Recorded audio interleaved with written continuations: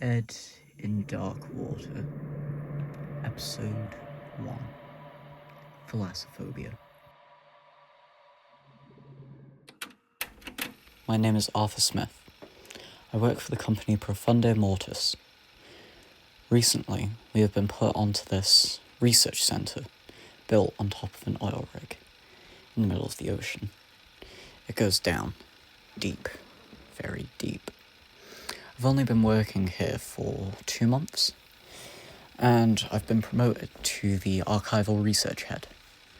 I don't know why we have an archival research centre. It would make more sense to have a bunch of files. I've been told we need to validate statements on possibly paranormal incidents. Fortunately, that just means sitting around and reading ghost stories 400 feet below sea level. I've started research onto the first statement, but it might be a good idea to digitize the audio instead of just writing it all out, leaving dead space. Arthur?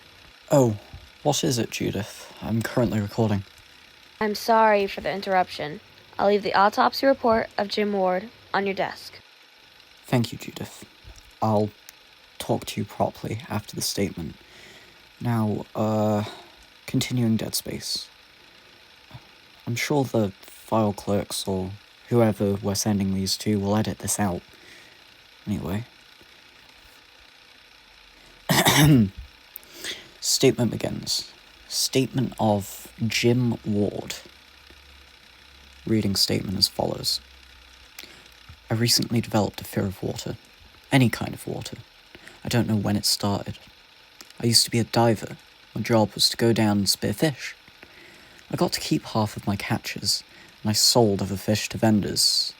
Till one day, this man walked over to me, spouting something about the call of the deep. I was on a main street in the Philippines, minding my business, selling my fish. I had just sold some fish. But this man kept following me around. Like any sane man, I turned around and asked him what his problem was. He asked again if I had ever felt the call of the deep. It was creeping me out. Just looking at the man, my lips felt drier. I blinked more rapidly, more than I probably needed to. So then he grabbed my arm.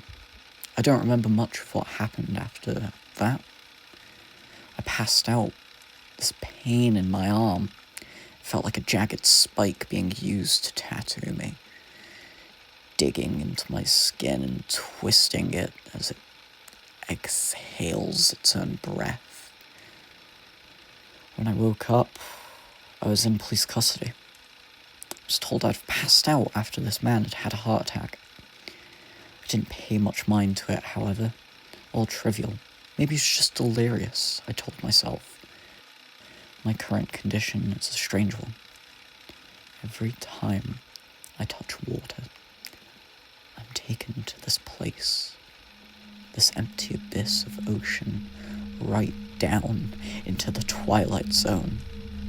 No light or anything, just pure darkness. The first time this had happened was a week after this man had touched my arm. I went onto my boat, ready to go spearfishing with my usual group. The second I plunged into the water, all light vanished, the ocean itself suffocatingly empty. Not even the smallest fish passing me. That's when I noticed I wasn't wearing my diving gear I had previously had on me. I was only under for about a minute before I woke up in my boat. Wet, still now, naked. I asked my crew what had happened, and they said I passed out. My head went under, and my clothes vanished. I decided, after this, to quit fishing, at least spear fishing. I decided to use a regular pole. Be better, and I can still feed myself and sell fish for profit. That's when it started happening more, and apparently for longer stretches of time. Every time I went under, the inky black water around me, the light draining, from the universe, aside from this one. I'm going off on a tangent. Besides, I'd wake up on the shore every time, naked. Over time, my neck started itching more. The littlest amounts of liquid would cause this. The last time I went under, it was because of some light rain droplets. I was down there for a year. There was a light down there, beckoning me closer to it. I found myself entranced, needing to figure out what was there. Until after a year of being missing, I washed up on the beach. My neck hurt, and it hurt to breathe. It hurt so much, and I am now terrified of the water. I've been fishing since a month this started, and I don't think I will again. I'm so thirsty, but I don't know how. I haven't dehydrated yet. A small part of me wants to return, but I am so very scared of that light in the darkness under the deepest sea. I don't want to disappear to the depths of the ocean, but if one raindrop can send me back, I wonder what's the point. I want to know what that light was, beckoning me closer.